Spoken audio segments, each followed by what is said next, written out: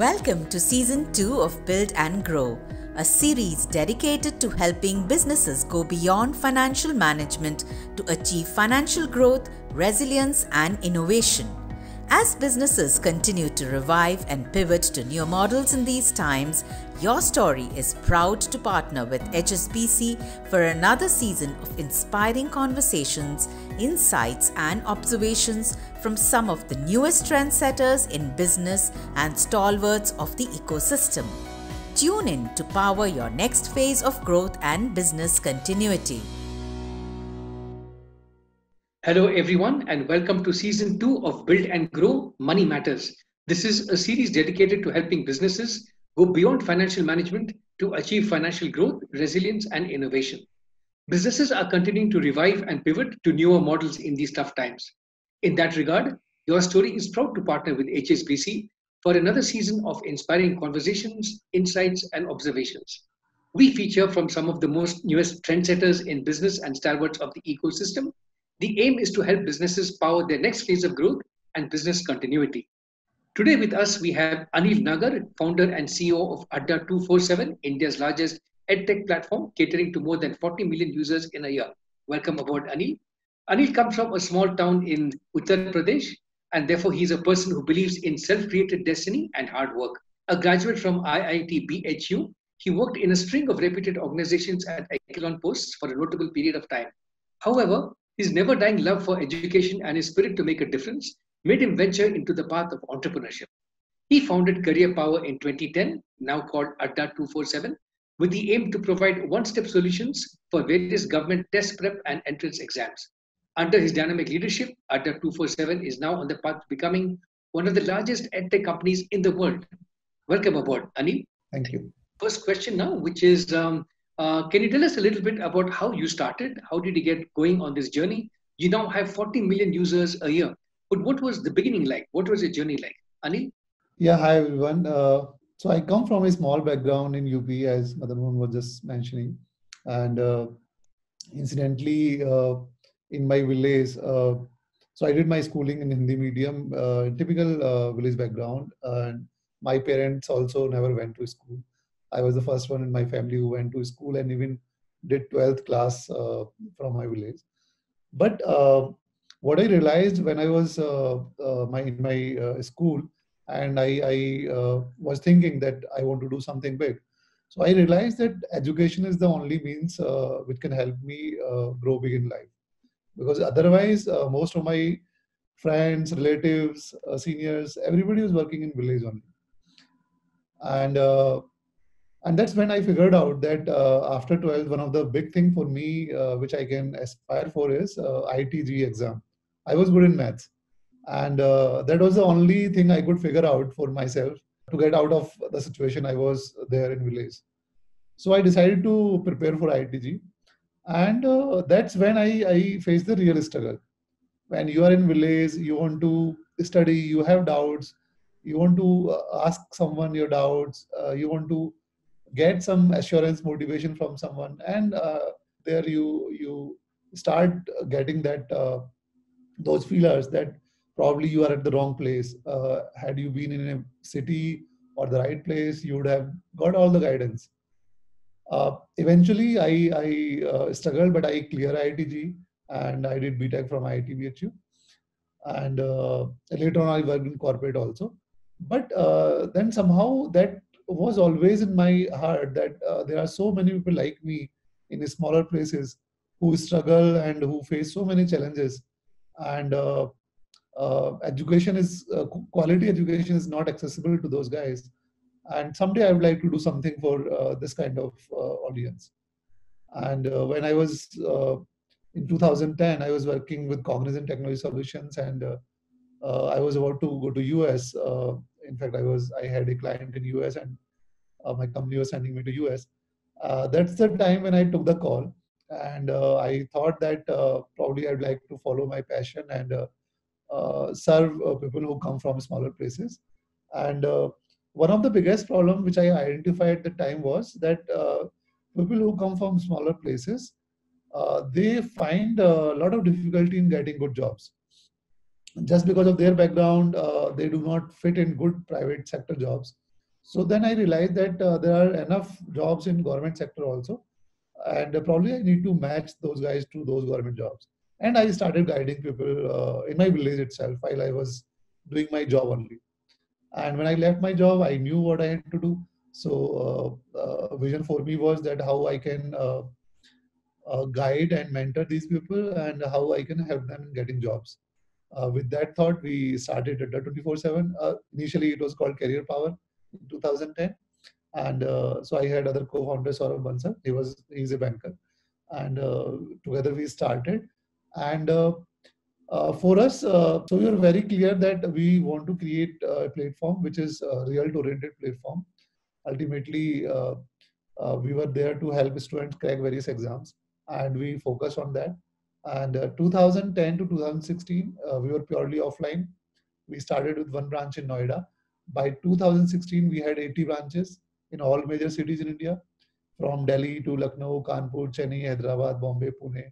We had branches almost everywhere in India, all major cities. 2016, we realized that online was coming up very fast. Jio was launched and people are using smartphones. And then we realized that the bigger opportunity in terms of making it really big in terms of business, we realized that bigger opportunity was coming up towards online. And with that thought, we launched Adda 24/7.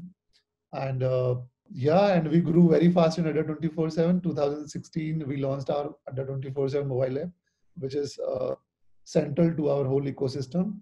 Around that, we created multiple educational websites like bankersadda.com, sscadda.com, teachersadda.com, defenseadda, and so on. So these are the websites where students get a lot of free content and guidance around the exams. And Adda 24/7 mobile app is one platform where they can get premium content. So they can download it, they can buy courses for various exams, either live or on demand, whatever they want to consume. And so our approach was that we will create various communities where we have a lot of students who will come, and we will guide them free in terms of guidance and providing the basic knowledge. And then we will also prompt them if they want to buy any paid courses and they can afford that. And again, our courses are very affordable. And from 10,000 students in 2016 in our offline, in our Adda 24/7 online platform, last year in FY20, we had around almost 4.5 lakh paid users on our platform. So in terms of paid users, we are, I think, second largest in India in EdTech segment. That's a very inspiring story, Anil. Very impressive also, the numbers that you just shared and how you have so many properties, so many channels. You've also received funding recently, right? From Naukri's parent company, InfoEdge, and from Asha Impact. So what has funding done for you? What has funding done, and how will your roadmap look like in the future with this funding? So prime motive behind raising the fund was to go deeper into our own segment. As I said, our vision is how we are able to help tier 2, tier 3 and village aspirants who are looking for jobs. And what we realized in last 3 years, last 4 years was we raised our funding in November last year. So at the time we were 3 years old. And we realized that since most of our audience is in tier 2, tier 3, and they would prefer to study in their own language. So earlier we were teaching them in Hindi and English only. And from the data, we could see that more than 50% of the audience on our platform was coming from non-Hindi speaking states. And we realized that probably we need to provide our courses in their own language, because those are not the guys who are coming from tier 1 cities and they will be good in English. So they were coming from smaller places and they preferred to study in their own language. So prime motive was to create courses in vernacular languages. So we identified top 4 languages: Tamil, Telugu, Marathi, and Bengali. And we started creating our content in these languages. Also, one of the other motive behind the fundraise was to go to state level exams. So till November last year, we were catering to mostly national level exams. And we wanted to cater to state level exams also. So that was the prime motive behind our last fundraise. Thanks, Anil. Now, in addition to all these different markets you're addressing, one very unusual thing you've done recently is you partnered with Indic AI to create content for the visually impaired people. How was that experience and what drove you to do this? Yeah, so you can call it as a CSR initiative from our side. although formally we are not in that revenue range to do this, but we all always feel that we have to give back to our society, and we have to contribute whatever we can contribute there. So this was one of the initiatives. So when IndiGI approached us, they wanted to have some collaboration with us, and we were also talking of financial arrangement. So we were very clear that from this we are not expecting any financial gains. So basically, IndiGI is one organization which is helping visually impaired students to learn and move ahead in life. And many of them are preparing even for government jobs. So they help them. So intent was to get content from us and eventually help these visually impaired candidates. And experience has been really good. So we said that our motive is not to earn money from here, and we will be giving everything free of cost from our side. And incidentally, one of the candidate I met last month, he recently got selected in a bank, and we were really happy out of this relationship. So yeah, at the core of our company is how we help and how we give back to society. That's a great initiative, Anil. Very, very inspiring and very impressive to do something for those who are underserved and neglected. Now, this year, 2020, is also being called the year of the pandemic, the year of COVID and coronavirus. How did this pandemic impact you in the early stages, and how did you pivot to new operations? How did you manage your cash flow? How did you manage your customers? How did you change your acquisition strategy? Any insights you can share with our audience? Being an online education company, so we can serve our audience from home also. So because of pandemic, we have to shift to our homes, and most of us are working from home. So even for us and for students, it's quite comfortable. We are online learning company. But in our case, one specific thing which happened was, so we are catering to government test aspirants, and primarily these guys start preparing as soon as there is some notification. Government comes up with a job notification, and that's a trigger for these students to prepare. So as soon as the lockdown happened, government stopped conducting these exams. So almost for 4, 5, 6 months, government did not conduct any exam, which was the right thing also, because we were everybody was scared of corona, and everything was closed down. So we got impacted a bit, and in those times, I will say biggest achievement for us was that even though there were no exams, we grew year on year every month. So for example, April, May, June, everything was shut down, but these students were preparing for jobs. And I think one thing which worked for us was because of COVID, people got lot of uncertainty with respect to private sector jobs. A lot of hiring was there. Many companies were optimizing with respect to human resources, and then suddenly people realized that okay, there is government sector also, and jobs are much safer there, much safe and secure, and that helped us in bringing a lot of traffic to our website. As I said, even though there were no exams in 5, 6 months, we constantly keep on growing. Now things are opening up. Government has started conducting various exams, and aspirants are happy, and they have enough opportunities to apply for. And accordingly, in terms of business, also we are also now almost pre-COVID levels, maybe slightly more than that. That's great, Anil, that even in the time of crisis, you found so much opportunity and are able to grow the company. So, Anil, those are very impressive numbers that you're sharing, that even in a time of crisis, you found opportunity to grow. And word has it that you may even be going in for an IPO sometime in the next few years. Is that right? Can you tell us about some of your plans for listing in the future? Yeah, so IPO has been in our thought process since beginning. We always wanted to create a large public entity, and keeping that in mind, we have always tried to optimize our revenues and profits. We are not a company which is burning lots of money. And for example, if you look at our numbers also, we almost remain profitable. In first 6 years, we were totally profitable. Then we invested quite a lot in technology.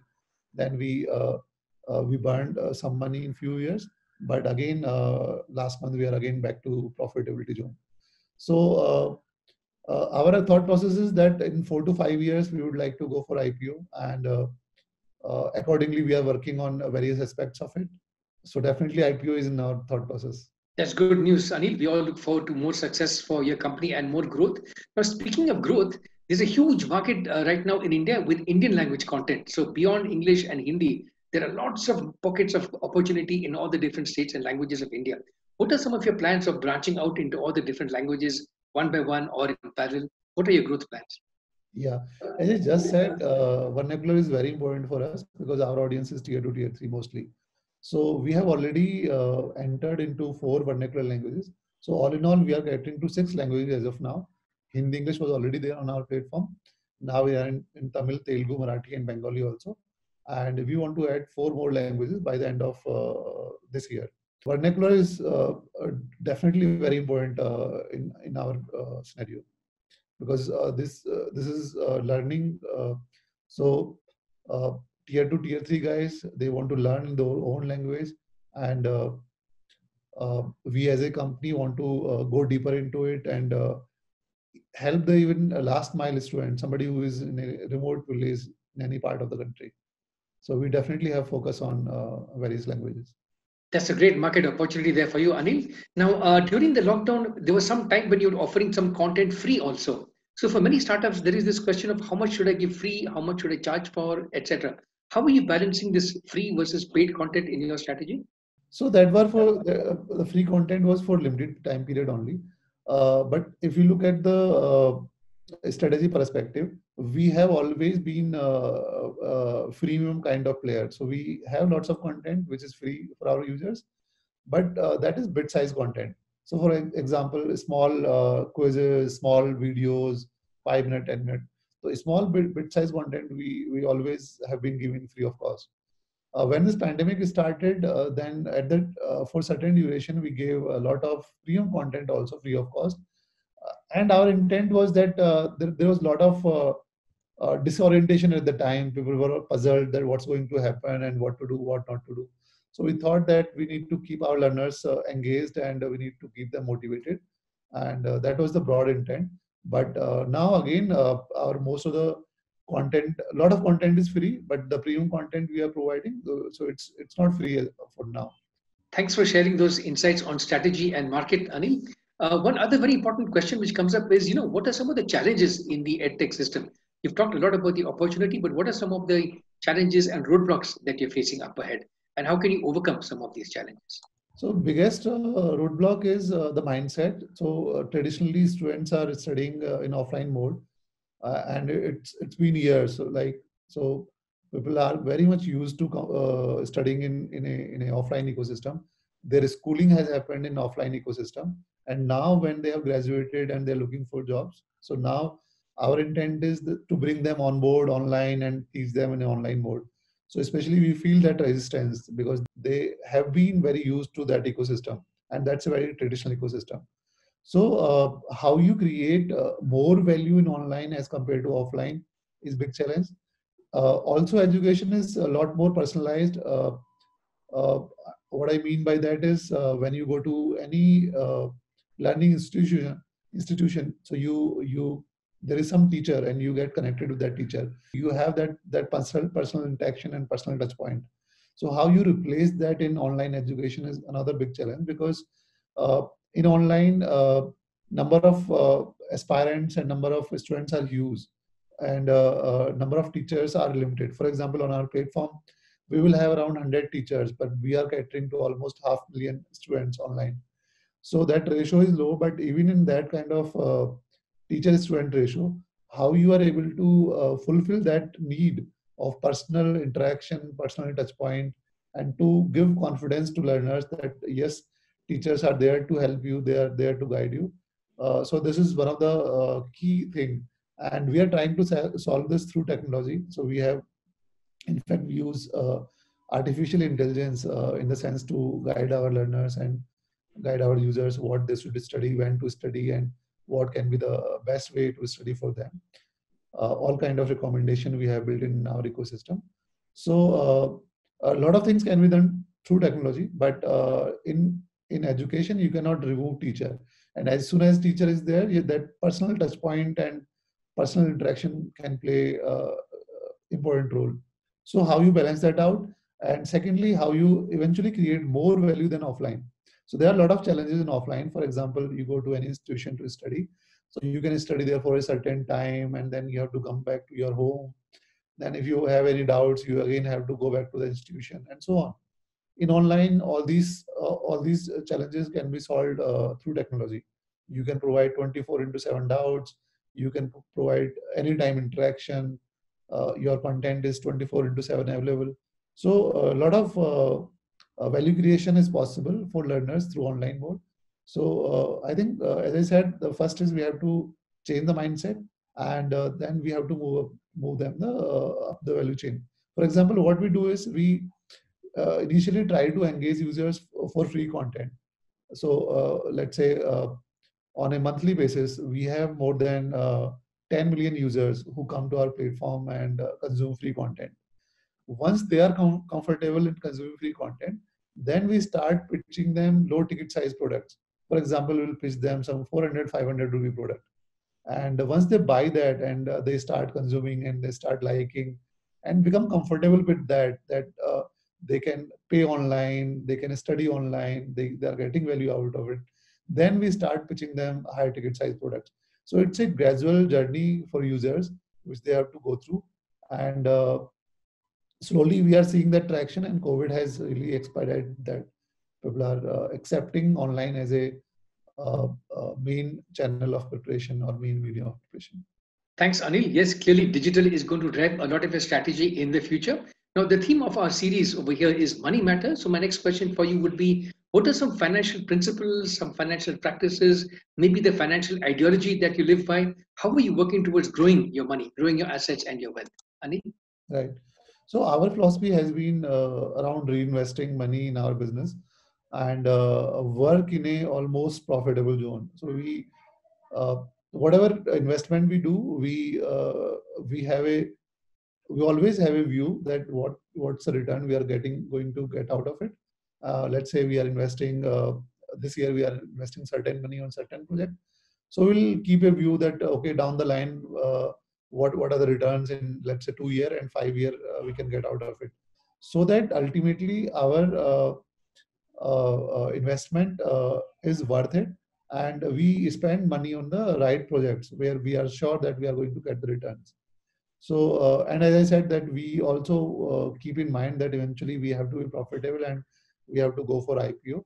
So we want to avoid areas where we are not very sure of returns. Thanks, Ani. Those are very good expectations on the financial returns point of view. Now, I'm sure the audience would love to know, as a CEO, what are some of your expectations from banks? As an individual, as a company, what are your expectations as a CEO from the banking system? In terms of expectation from bank, one of the expectation is that so a lot of times what I see is that banks have certain products and they are very standardized products. But when it comes to particular startups need, we need some flexibility there. For example, let's say we were 2 years back, we were a smaller company and we were looking to have a credit line of certain amount, and the banks will have their rules and regulations, and they will have product designed for specific needs. And many times I find that those definitions or the boundaries which they have created around products, there is a mismatch with respect to what entrepreneurs are looking for, because this is totally different ecosystem.